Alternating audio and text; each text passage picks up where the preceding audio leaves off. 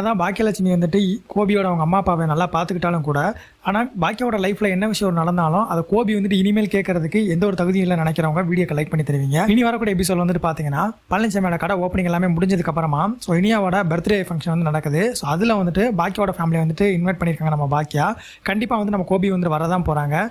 அந்த இடத்துல பழனிசாமியோட அவங்க அக்காவும் அவங்க அம்மாவும் வந்து என்ன சொல்கிறாங்க அப்படின்னா, பழனிசாமிக்கும் பாக்கியாக்கும் வந்துட்டு கல்யாண விஷயமா வந்துட்டு பேசுறதுக்காக தான் இங்கே வந்திருக்கோம் அப்படின்னு வந்துட்டு சொல்லிடுறாங்க. சொன்னதுமே வந்துட்டு நம்ம கோபி வந்துட்டு செம்ம சாக்காயிடுறாங்க. என்னடா வந்துட்டு கல்யாணம் முடிக்க போகிறாங்களா அப்படின்னு சொல்லிட்டு உடனே வந்து நம்ம பாக்கியா கிட்ட வந்துட்டு சத்தம் போட்டுருக்காங்க, நீ எல்லாம் ஒரு அம்மாவா அப்படின்னு சொல்லிட்டு. இந்த ஒரு கேள்வியை கேட்கறதுக்கு வந்துட்டு ஃபஸ்ட்டு கோபிக்கு வந்துட்டு தகுதி கிடையாது. அந்த தகுதி எப்போவே வந்துட்டு இழந்துட்டாரு. இதுக்கு மீறி வந்துட்டு பாக்கியோட லைஃப்பில் வந்துட்டு தலையிடுறதுக்கு எந்த ஒரு தகுதியுமே வந்துட்டு இவருக்கு கிடையாது, எந்த ஒரு ரைட்ஸுமே வந்துட்டு கிடையாது. அப்படி இருந்துமே வந்துட்டு பாக்கியா கிட்ட வந்து இந்த மாதிரி சொன்னதுமே வந்துட்டு பாக்கியா வந்துட்டு இப்போ வரைக்கும் பழனிசாமி வந்துட்டு ஒரு நல்ல ஃப்ரெண்டாக தான் வந்துட்டு பார்த்துட்டு இருக்காங்க.